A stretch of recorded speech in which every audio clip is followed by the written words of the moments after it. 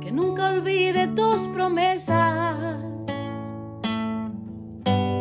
que nunca olvide tus palabras,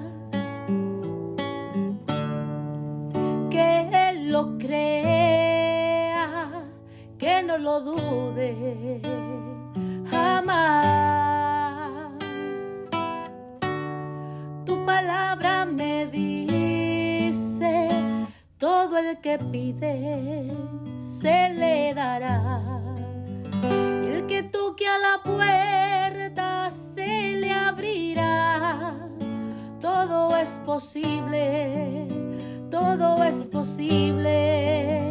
para ti, Señor. Aumenta mi fe, Señor, aumenta mi fe. Aumenta mi fe, Señor, aumenta mi fe.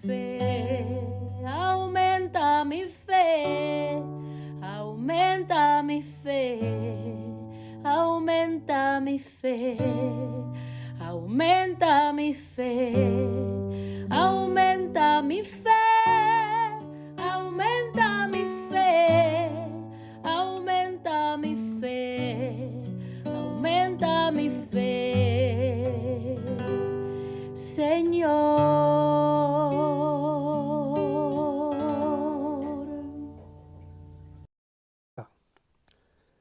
Y bendiciones a los radio creyentes que escuchan Jesús y María Radio, que están sedientos de la palabra de Dios. Les envío un saludo a su hermano Américo Tejada, de la parroquia San Simón Stack San José, que está localizada en el Bronx y pertenece a la Arquidiócesis de Nueva York. Estamos aquí todos los lunes de 5 a 6 p.m., hora de Nueva York. En este segmento de estudio bíblico titulado Crece en tu fe, estamos estudiando el Evangelio según San Juan. Este Evangelio presenta la persona y el mensaje del Señor Jesús de un modo bastante diferente al de los evangelios sinópticos, tanto en su contenido como en su lenguaje. Parece haber sido redactado en su forma actual, a finales del primer siglo, y pudo haber sido en la ciudad de Éfeso o en la ciudad de Antioquía. Este evangelio se presenta esencialmente como una revelación de Jesús acerca de sí mismo. Jesús aparece siendo el Hijo, uno con el Padre Dios. Y no es raro que en varias ocasiones Jesús se proclame en forma absoluta yo soy, atribuyéndose así el equivalente del nombre divino y situándose en el mismo nivel del Dios que es. Jesús es también el Hijo de Dios, el hijo del hombre, el Mesías, el Cristo, anunciado en la ley mosaica y por los profetas. Para completar esta visión del misterio de Jesús, es necesario aludir a su relación con el Espíritu de Dios, o sea, el Espíritu Santo, que tiene una estrecha relación con Jesús, que lo recibe, lo promete y lo entrega. En esta perspectiva, el Evangelio según San Juan es una revelación trinitaria. Pero antes vamos a comenzar con una oración y lo hacemos en el nombre del Padre, del Hijo y del Espíritu Santo. Señor, que todo lo que hagamos este día inicie con tu bendición y termine con tu ayuda. Que todo lo que digamos este día sea motivado por tu amor e inspirado por tu gracia. Que nuestras obras de este día reciban tu inspiración y perduren en tu paz. Todas estas cosas, Padre Celestial, te las pedimos en el luz y poderoso nombre de tu Hijo Jesús, que vive y reina en uno del Espíritu Santo, quien es Dios, por los siglos de los siglos. Amén. Estamos en el capítulo 19 del Evangelio según San Juan. Los créditos de estos estudios bíblicos son dados al padre Silvano Fausti, a la Vía de Jerusalén, a la hermana Evelyn Morán y a su ministerio de música. A los hermanos y hermanas que viven en el Bronx, para invitarlos a nuestro ciclo de oración de la parroquia San Simón Stock San José, que está localizada en el 2191 Valentine Avenue, esquina en Acá 182, comenzando con la misa a las 7:30 p.m. todos los viernes por la noche. Decíamos que estamos en el capítulo 19 del Evangelio según San Juan, versículo 19, donde se dice que el procurador romano, Poncio Pilato, mandó a poner un letrero y lo puso sobre la cabeza de Jesús, la cabeza de la cruz. Hermanos, la cruz es el trono del que se ha venido sobre el pollino, el letrero. colocado en la parte alta, es la epígrafe, como está en Marcos capítulo 15, Mateo capítulo 27, Lucas capítulo 23. La didascalia, la palabra que revela su verdad. Seguimos leyendo el versículo 19. Lo escrito era. Con esta expresión, Juan el Evangelista introduce las citas bíblicas. 6 veces en los versículos 19 al 22 aparece la palabra escribir. Recuerda la escritura, lo que en ella está escrito. Es plenamente comprensible desde la cruz, clave de la lectura de toda la revelación. Hermanos, la carne del crucificado realiza todas las palabras de Dios. Es la misma palabra. El crucificado es la nueva escritura que se ha de leer y contemplar, que se ha de masticar y asimilar. En ella se manifiesta el amor eterno de Dios. Todo lo que ha sido escrito se cumple allí. Cada letra se convierte en Espíritu Santo y vida. Por eso, hermano que me escuchas, el apóstol San Pablo dice que no conoce otra cosa sino a Jesús, el Mesías crucificado. Y lo dice en 1 Corintios capítulo 2. En él están escondidos todos los tesoros de la sabiduría y de la ciencia. En él reside corporalmente toda plenitud de la divinidad, como lo anuncia el apóstol Pablo en su epístola a los Colosenses, capítulo 2. Su carne es la epifanía de Dios. El anuncio del apóstol San Pablo no hace más que describir, pintar a lo vivo al crucificado, como está en Gálatas capítulo 3. Él es toda la escritura. Hermanos, la cruz es el distintivo necesario de Dios en su amor a este mundo perdido. El Hijo del Hombre tiene que ser levantado, como lo anuncia Juan capítulo 3. Solo su vista es antídoto para el veneno de la mentira antigua. En efecto, hermano que me escuchas, la cruz es la distancia infinita que Dios ha colocado entre Él mismo y cada imagen nuestra de Él. Seguimos leyendo el versículo. Jesús. Hermanos, Jesús significa el Señor salva. En la cruz Jesús hace realidad su nombre. Es el Señor que salva al creyente. Toda la escritura se comprende a la luz del misterio pascual. El misterio pascual de Jesús, como está en Juan capítulo 2. Moisés, los profetas y los salmos hablan de la necesidad de la pasión del Mesías. Lo anuncia Lucas capítulo 24. Seguimos leyendo el versículo. El Nazareno es el epíteto de Jesús de Nazaret, el Rey, como está descrito en Juan capítulo 18. Seguimos leyendo el versículo. El Rey de los judíos. Hermanos, el Mesías viene de los judíos y salva al mundo, como lo anuncia Juan capítulo 4. El pastor reina como cordero que quita el pecado del mundo, según Juan capítulo 1. Su cruz representa a la vez el odio del mundo y el amor incondicional de Dios, que vence el mal con el bien. Este es su modo de ser rey. La cruz, hermano que me escuchas, debilidad y necedad de Dios, es más fuerte que los poderosos y más sabia que los sabios. Convence de su debilidad a los poderosos y de necesidad a los sabios del mundo. Lo anuncia 1 Corintios, capítulo 1. El no conocimiento de Dios es causa de la cruz. Pero la cruz, a su vez, da el verdadero conocimiento de Dios.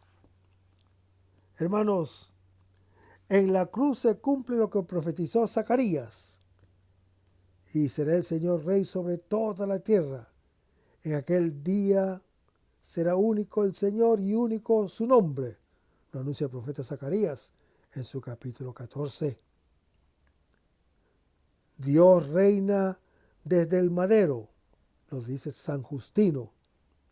La cruz es su triunfo.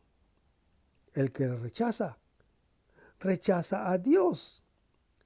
Pero su rechazo es la causa de la cruz, donde Él se entrega al que lo rechaza. La cruz es el árbol de la vida, el lugar donde está el huerto. Es la gloria de Dios, la glorificación del Padre en el Hijo y del Hijo en el Padre, como lo anuncia Juan capítulo 12. El que le ve, queda libre del mal. Así, y no de otro modo, Dios reina sobre el mundo. Y el versículo 20 se lee, este letrero lo leyeron muchos judíos. La cruz manifiesta a todos la gloria del Rey, comenzando por los judíos. Seguimos leyendo el versículo. Estaba cerca de la ciudad el lugar donde Jesús había sido crucificado. Hermanos, este lugar está fuera de la ciudad, como el jardín donde el Señor Jesús fue apresado, como lo anuncia Juan capítulo 18. Las ejecuciones capitales son la puesta en escena del poder. Liturgias macabras con las que Él celebra su fuerza terrorífica. Deben ser bien visibles como disuasivo ejemplar para todos. Por eso, hermano que me escuchas, se realizan en un lugar frecuentado de paso, sobre un relieve cerca de la puerta de la ciudad, pero fuera de ella, para no contaminarla. En el lugar de infamia del hombre, aparece la gloria de Dios. Seguimos leyendo el versículo. Estaba escrito en hebreo, latín y griego. La Nueva Escritura es legible en todas las lenguas, al igual que la carne expuesta, como el odio y el amor. Está escrita en hebreo, que era la lengua de la promesa. Para los que son religiosos, no presuman sino que acojan la salvación. La salvación está escrita en latín, lengua de los dominadores, para que los poderosos sean convencidos de impotencia. Está escrita en griego, que era el idioma de los sabios, para que conozcan la propia necedad. Así todos somos salvados por la gracia. Mirando la cruz, toda lengua proclama que Jesús es el Señor. El nombre que está por encima de todo nombre, como lo anuncia Filipenses capítulo 2. Y el versículo 21 se lee, los sumos sacerdotes de los judíos dijeron a Pilato, hermanos, los jefes de los sacerdotes no reconocen a su rey. Le dicen a Pilato que cambie el letrero, escribiendo que es uno que se proclama rey de los judíos. Y en el versículo 22 se lee, lo que he escrito, lo he escrito. El procurador romano Poncio Pilato no cambia. El letrero queda sin modificar. En la cruz no está un rey fracasado, sino el buen pastor que nos salva de los salteadores, al ofrecer su vida por amor. Esta es la escritura nueva, universal y eterna. Lo que fue escrito entonces queda válido para siempre. Quien contempla al crucificado ve, con el rostro descubierto, la gloria. Pero vayamos a Juan capítulo 19, versículos 23 y 24, donde se lee, los soldados, después que crucificaron a Jesús, tomaron sus vestidos, con los que hicieron 4 partes, una parte para cada soldado, y la túnica. La túnica era sin costura, tejida de una pieza de arriba abajo. Por eso se dijeron, no la rompamos, sino echemos a suertes para ver quién le toca, para que se cumpliera la escritura que dice, se han repartido mis vestidos, han echado a suerte mi túnica. Y esto es lo que hicieron los soldados. Se han repartido mis vestidos y han echado a suerte mi túnica. Así dice de sus enemigos el justo, el que sufre y triunfa, como lo anuncia el Salmo 22. Así obran los soldados con Jesús. Esta escena, hermano que me escuchas, forma un díptico con la siguiente. El Rey de la Gloria, desde el trono de la cruz, comienza su juicio sobre todos. Lo que aquí acontece con los lejanos anticipa lo que acontece enseguida con los cercanos. El Nazareno reina, no apoderándose de los bienes ajenos, sino entregando los propios como un don. El suyo es un juicio de salvación universal. A quienes lo crucificaron, les entrega sus despojos como un don. A la madre le entrega el discípulo amado. A este le entrega la madre y a todos les entrega su Espíritu Santo. Hermanos, el árbol de la vida, que al principio estaba en el centro del jardín de Edén, ahora vuelve en medio de los creyentes y les entrega su fruto. En la cruz, el Hijo de Dios se ofrece a sí mismo a los creyentes. Hermanos, durante el proceso y la crucifixión, se alteran continuamente los judíos y los paganos. Sus destinos se unifican. El Rey de los judíos es también el Salvador del mundo. De ese mundo que se ha aliado contra él para cumplir lo que la mano y el corazón de Dios había ordenado previamente que sucediera, como lo describe Hechos capítulo 2. La cruz realiza la profecía de Caifás. Jesús entrega su vida no solo por su gente, sino, como lo comenta el evangelista Juan, para reunir en uno a los hijos de Dios que estaban dispersos, como lo anuncia Juan capítulo 11.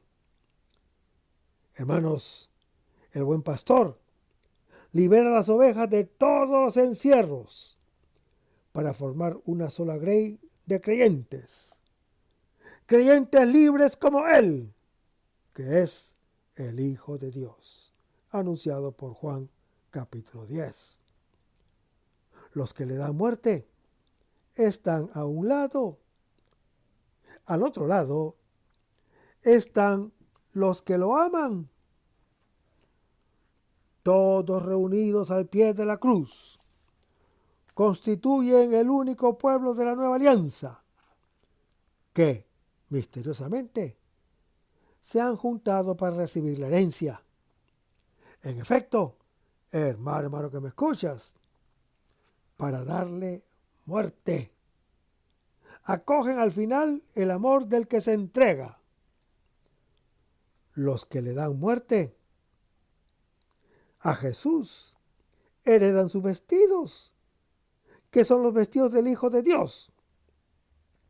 Cuando comprendan el don, serán como el discípulo al que Jesús amaba. Acogerán inclusive a su madre, y así serán sus hermanos. También los otros evangelios sinópticos narran la repartición de los vestidos. Lo pueden leer en Marcos capítulo 15. Pero en Juan el Evangelista, la narración es más amplia, es más enriquecida con detalles, con una cita bíblica de su cumplimiento y la respectiva interpretación. Hermanos, el Señor Jesús es el Rey universal, tanto de los paganos como de los judíos. El letrero sobre la cruz está escrito en todos los idiomas. Él es imagen de Dios porque ama a los creyentes.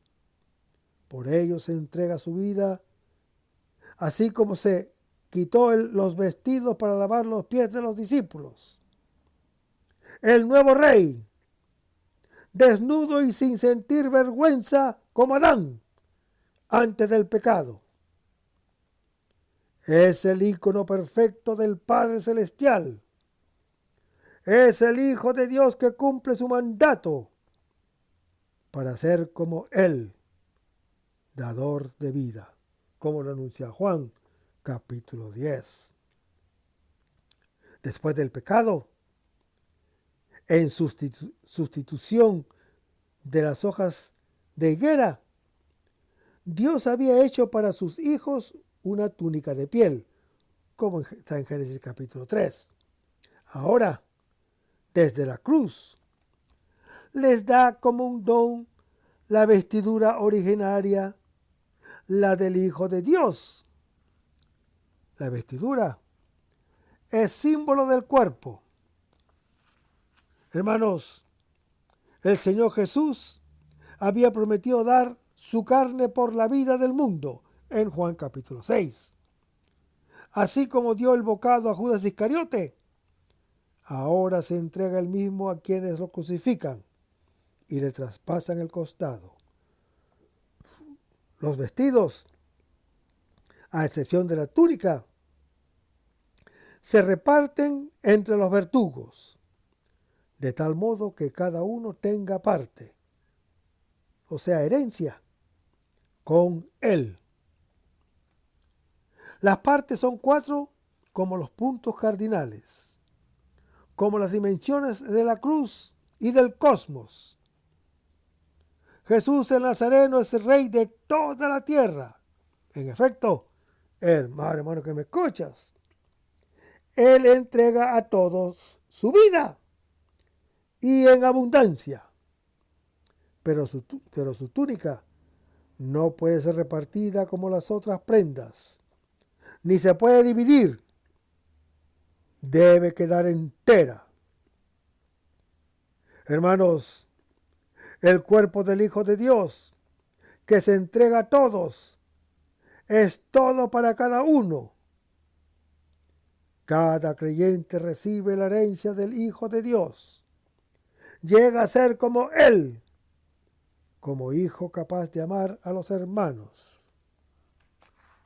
Si los vestidos distribuidos en 4 partes indican la universalidad, la túnica indica o indivisiva indica la totalidad del don y la unidad que de allí deriva.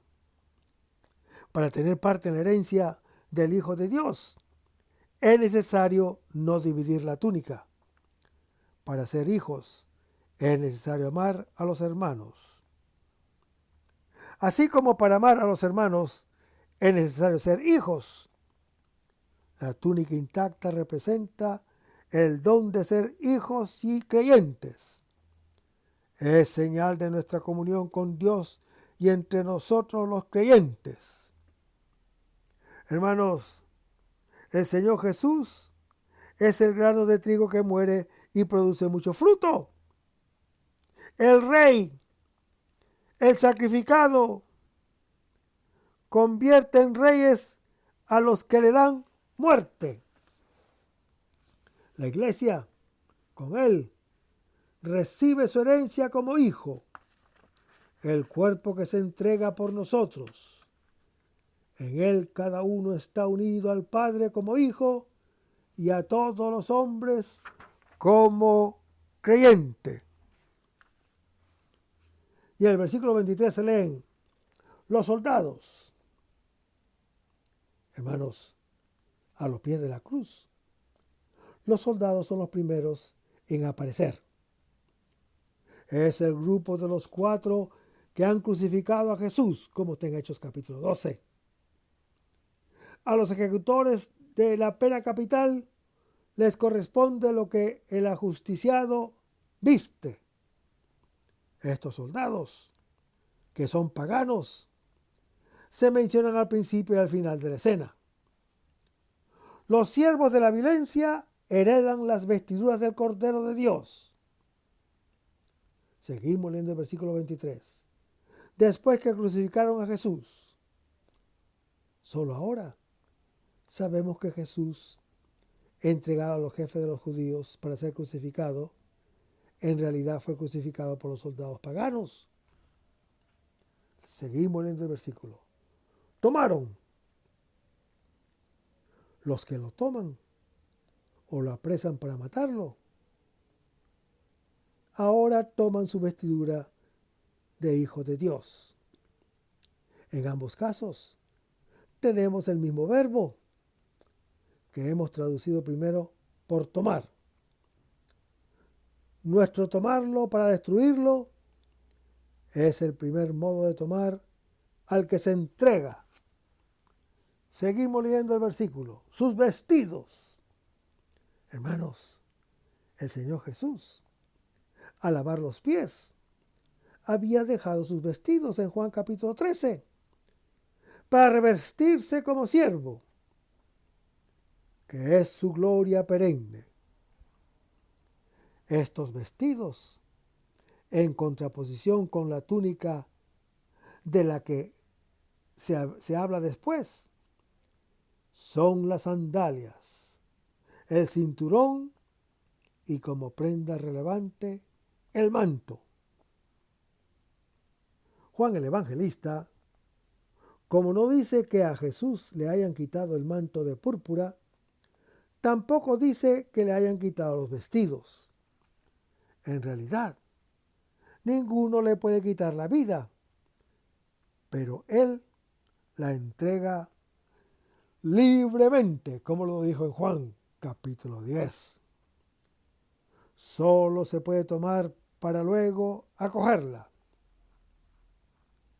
Los vestidos son símbolos del cuerpo. En particular, el manto es también símbolo del reino, como está en Primera de Reyes, capítulo 11. Y recuerda el que Elías arrojó a Eliseo para transmitirle su espíritu. Los paganos son los primeros herederos del Hijo de Dios.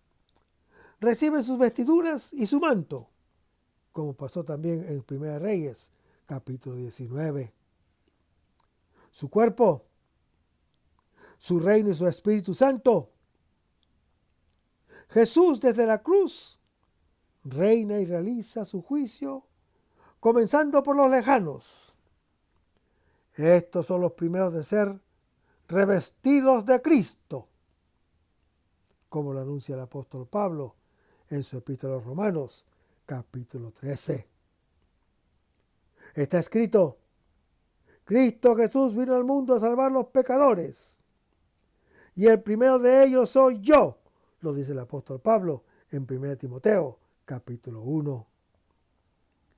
El Hijo del Hombre ha venido a buscar y salvar lo que estaba perdido, lo anuncia Lucas, capítulo 19. Porque el Padre no quiere que ninguno perezca, lo dice 2 de Pedro, capítulo 3. Entre estos alejados nos encontramos todos, con o sin ley mosaica. Hemos pecado y estamos privados de la gracia de Dios, como lo anuncia Romanos, capítulo 3.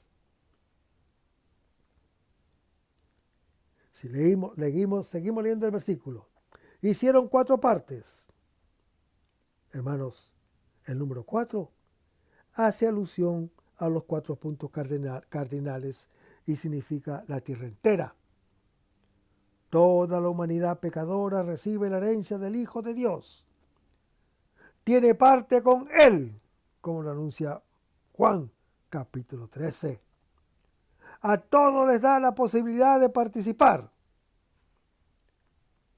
El don del Hijo de Dios es universal. Su cuerpo se ofrece por todos los creyentes. Hermanos, el Señor Jesús, el Salvador del mundo, según Juan capítulo 4, se entregó a sí mismo por la vida del mundo, según Juan capítulo 6. En efecto, tanto amó Dios al mundo que dio a su Hijo único, lo anuncia Juan capítulo 3. Porque quiere que todos los hombres se salven y lleguen al conocimiento de la verdad, lo anuncia 1 Timoteo capítulo 2. La palabra parte recuerda la herencia del Señor. Recuerda la herencia. El Señor es mi parte de herencia, lo dice el Salmo 16. Con la propia desnudez, el Hijo entrega como un don a toda la humanidad sus vestiduras reales. Nos reviste de Él, haciéndonos hijos de Dios. La venganza del Hijo de Dios, que conoce el amor del Padre, es dejar sus bienes a los hermanos que le dan muerte. Este es el juicio de Dios, Padre e Hijo, en el único Espíritu Santo. Seguimos leyendo el versículo. Y la túnica. Después de haber hablado de los vestidos, Juan el Evangelista recuerda la túnica y deja la frase interrumpida. La suspensión es para producir efecto. Crea expectativa acerca de lo que se dirá de esta túnica, como especificación complementaria de lo que se ha dicho acerca de los vestidos. Así como es claro el significado de los vestidos, así también es misterioso el de la túnica.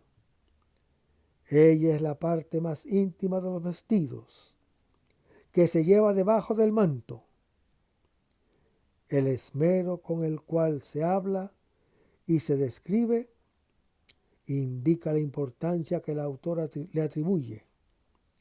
La túnica, como los vestidos, indica el cuerpo, indica la persona. Sin embargo, hermano que me escuchas, los detalles que se refieren acerca de ella evidencian una intención particular. Los autores antiguos veían representado en los vestidos y en la túnica el misterio de la Iglesia, cuerpo místico de Cristo, respectivamente en su universalidad. El cuerpo del Hijo de Dios es para todos los creyentes.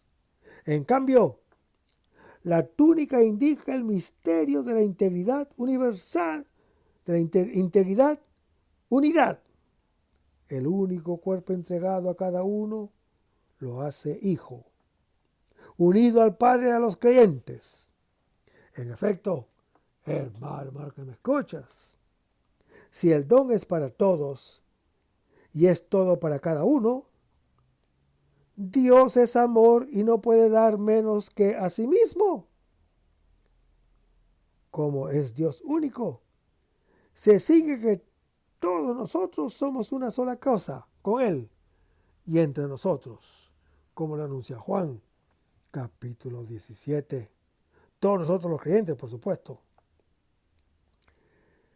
San Cipriano escribió: el sacramento de la unidad, el vínculo de la unión indivisible, es presentado en el Evangelio.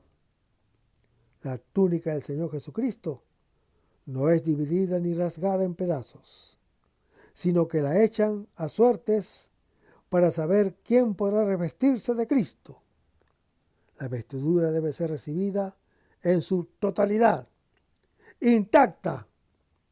Debe ser poseída como un bien personal.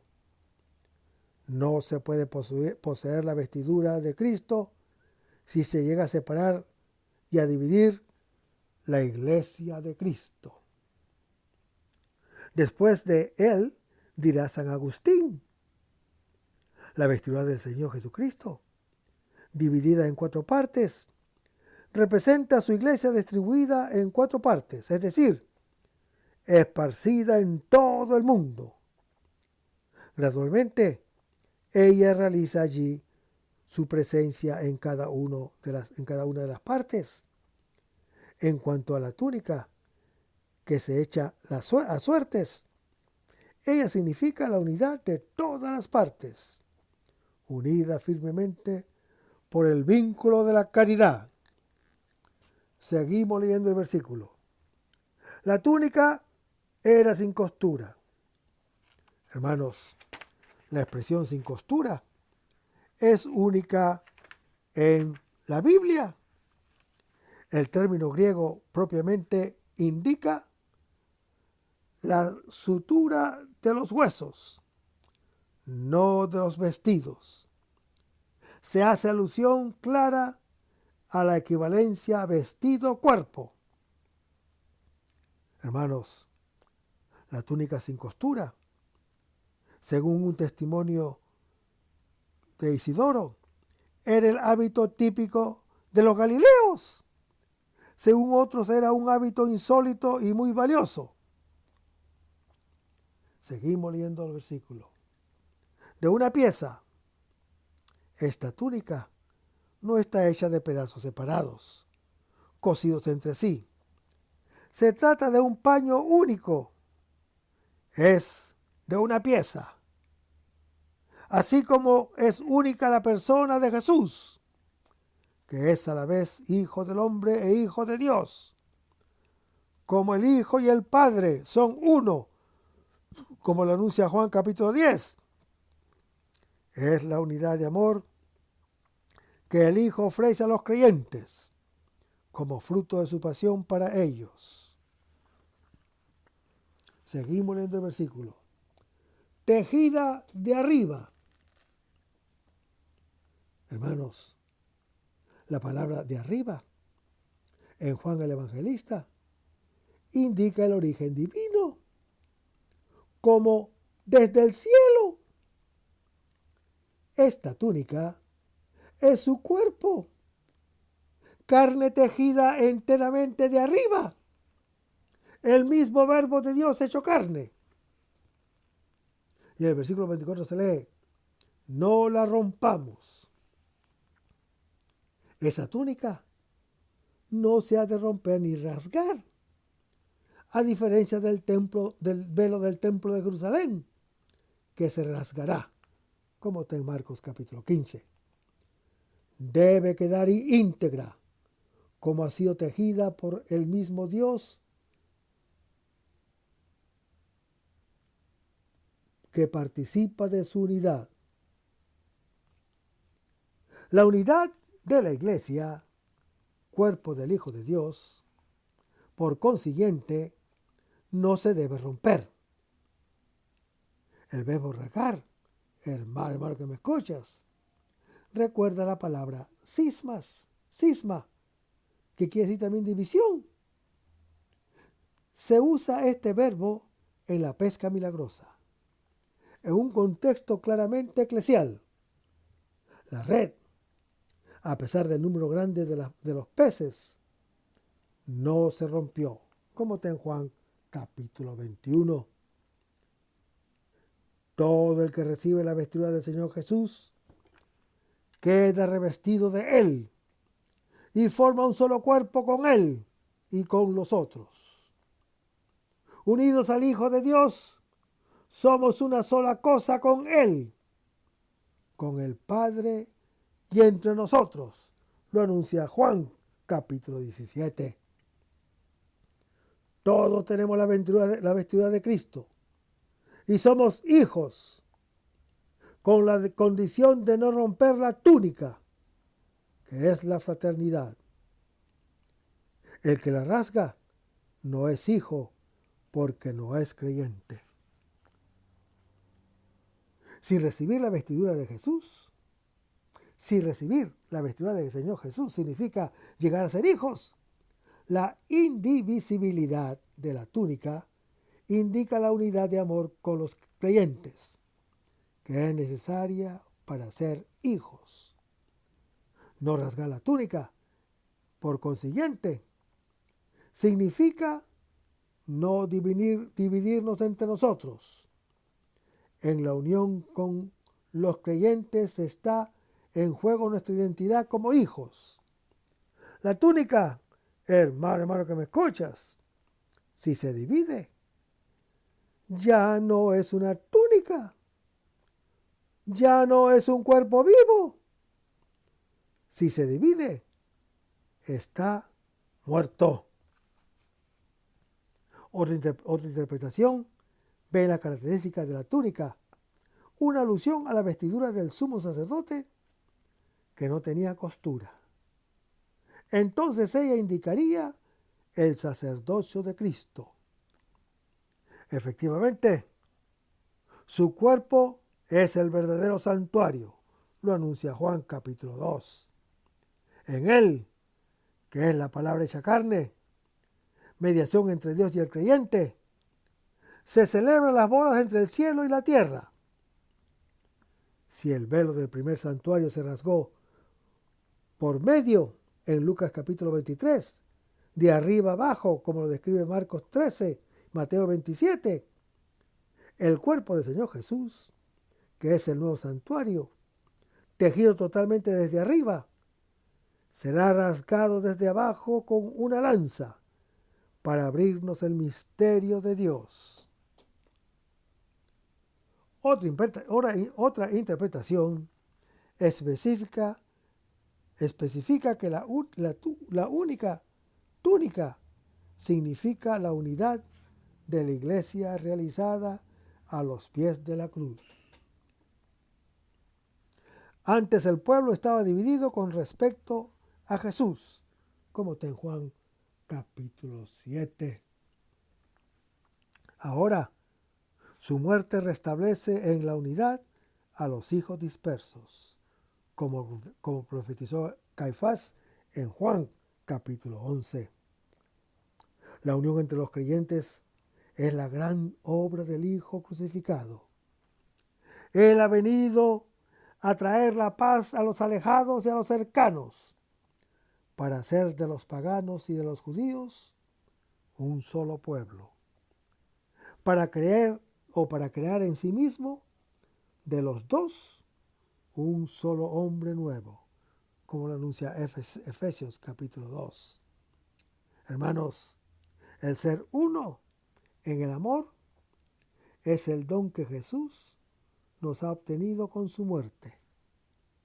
Es el cumplimiento de su vida, la gloria que resplandece sobre la tierra. Esta unión, aunque nosotros hagamos todo lo que podamos contra ella, nunca podrá ser rota, como ya es perfecta en el Hijo de Dios. Espera ser acogida por los creyentes. La unidad entre los discípulos es el único testimonio creíble del amor del Padre.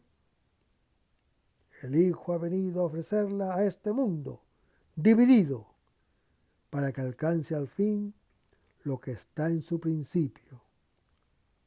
Pero, ¿qué podemos decir de las divisiones entre las iglesias y de las diferentes luchas en su interior? Son el pecado. Desmiembran y matan el cuerpo del Hijo de Dios. Pero su cuerpo, inmolado por nosotros y en beneficio nuestro, reabre continuamente nuestra historia al misterio de la unidad. Una interpretación ulterior habla de la túnica como el cuerpo de Cristo, que, por haber sido tejido por Dios, no puede ser dividido por obra del hombre, mientras la repartición de los vestidos recuerda el evento de la muerte donde el Hijo entrega la vida por todos. La túnica, hermano que me escuchas, que queda intacta, recuerda la resurrección que le corresponde al cuerpo del Señor Jesús por cuanto es carne del Verbo. Miren lo que dice el Señor Jesús. Destruyan este santuario y en 3 días lo levantaré. En Juan capítulo 2. La túnica del Señor Jesús hace pensar en la túnica ensangrentada de José en Génesis capítulo 37. En él, que es despojado y dado por muerto por sus hermanos homicidas, mientras en realidad está vivo. Se cumplirá el designio de Dios para hacer sobrevivir a un pueblo numeroso. Lo anuncia Génesis capítulo 50. Esta unificación de los pueblos al pie de la cruz, desde la cual el Hijo de Dios atrae a todos hacia sí, es lo que el evangelista Lucas describe en Pentecostés, que está en Hechos capítulo 2. En Juan el Evangelista es anticipada sobre el Gólgota, donde el Señor Jesús entrega su Espíritu Santo. Seguimos leyendo el versículo. Para que se cumpliera la Escritura. Hermanos, en el relato de la glorificación del Hijo de Dios, se multiplican las citas de las Escrituras. En efecto, la cruz es el cumplimiento, bajo cuya luz se comprende toda promesa. Seguimos leyendo el versículo. Se han repartido mis vestidos, han echado a suerte mi túnica. Es una cita del Salmo 22, que habla del justo que sufre, en el cual se muestra la gran obra del Señor, Rey de todas las naciones. La cita dice el significado de la muerte de Jesús. A nosotros, pecadores, se ofrece el cuerpo del Hijo de Dios, que nos hace hijos y creyentes. A los pies de la cruz acontece el gran intercambio. Él viste la desnudez de nuestro pecado y nosotros su vestidura de inocencia. Las 2 frases del Salmo, hermano que me escuchas, según el estilo poético, según el estilo hebreo, dicen en realidad la misma cosa de 2 maneras diferentes. Pero Juan el Evangelista aplica la primera a las vestiduras y la segunda a la túnica. La vestidura, por excelencia. Esta interpretación hace ver el valor que el evangelista Juan atribuye a la herencia de las vestiduras y de la túnica. Este salmo, junto con Isaías 52, se transparenta como en filigrana de todas las páginas de la Pasión, como señal de autenticación divina.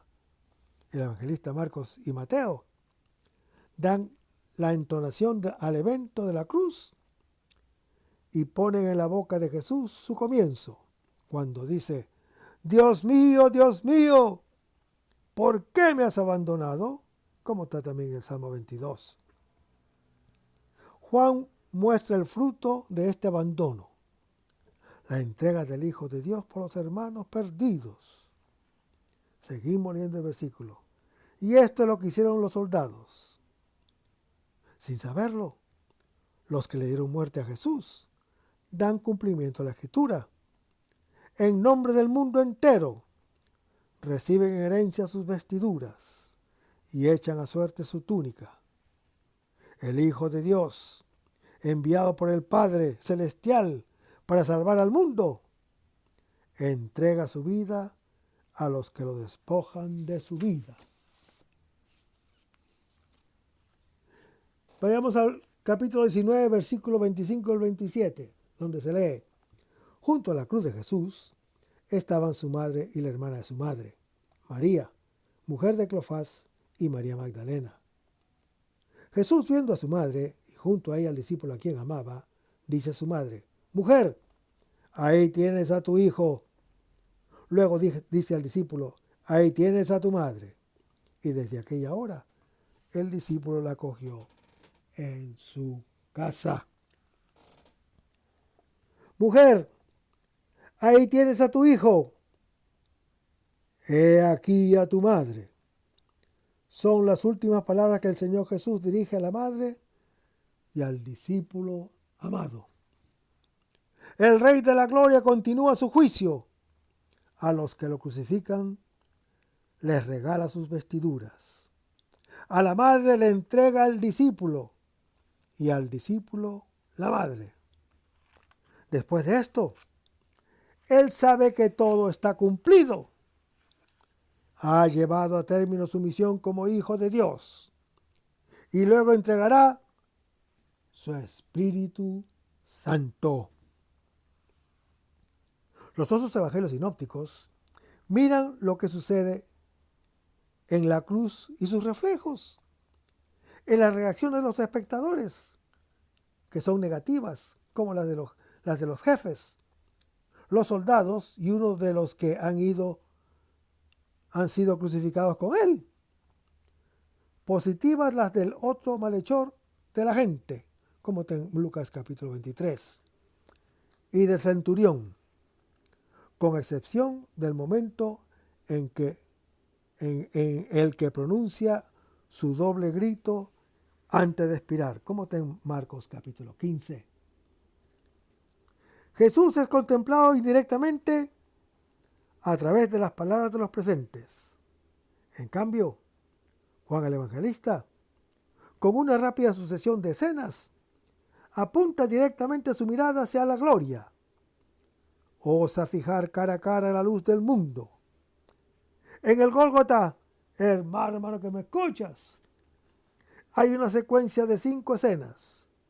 La entronización, el don de los vestidos y la túnica, de la madre y del Espíritu Santo, de la sangre y del agua. Más que de escenas por ver, se trata de íconos que se han de contemplar. El ícono no propone una imagen de la realidad. Más bien es la misma realidad que revela la propia luz y, gracias a una perspectiva inadvertida, el observador es observado. No es el punto de vista externo, sino que entra en escena como el que es visto por aquello que ve.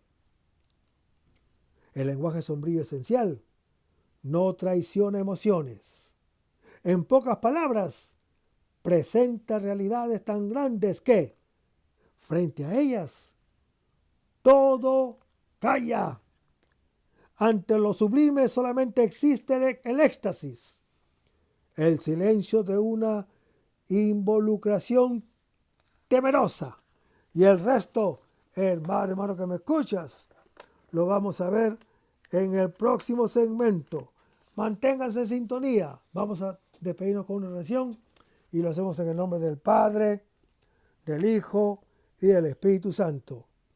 Señor Jesús, ayúdanos a conservar el fervor espiritual, la dulce y confortable alegría de evangelizar, incluso cuando hay que sembrar entre lágrimas, como Juan el Bautista, como lo hicieron los apóstoles Pedro y Pablo y los otros apóstoles, y también esa gran multitud de evangelizadores que se han sucedido a lo largo de la historia de la Iglesia Católica, con un ímpetu interior que nada ni nadie sea capaz de extinguir. Señor Jesús, que sea esta la mayor alegría de nuestras vidas entregadas al Evangelio. Y ojalá que el mundo actual pueda así recibir la buena nueva de tu Evangelio, porque tenemos la tarea de anunciar el reino de Dios y de implantar tu iglesia en este mundo que todavía no te conocen. Todas estas cosas, Padre Celestial, te las pedimos en el luz y poderoso nombre de tu Hijo Jesús, que vive y reina en el Espíritu Santo, quien es Dios, por los siglos de los siglos. Amén. Hasta el próximo segmento. Que el Señor nos bendiga.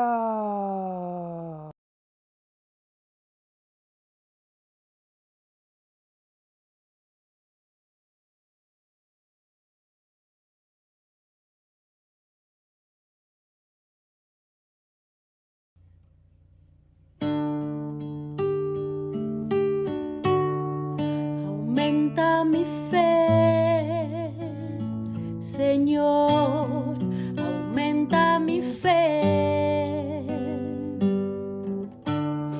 Aumenta mi fe, Señor, aumenta mi fe. Que nunca olvide tus promesas, que nunca olvide tus palabras, que Él lo crea, que no lo dude jamás. Tu palabra me dice, todo el que pide se le dará. Y el que toque a la puerta se le abrirá.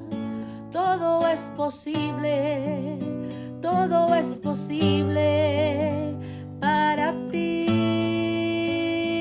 Señor. Aumenta mi fe, Señor, aumenta mi fe.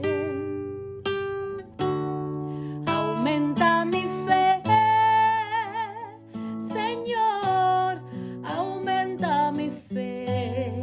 Aumenta mi fe, aumenta mi fe, aumenta mi fe, aumenta mi fe, aumenta mi fe.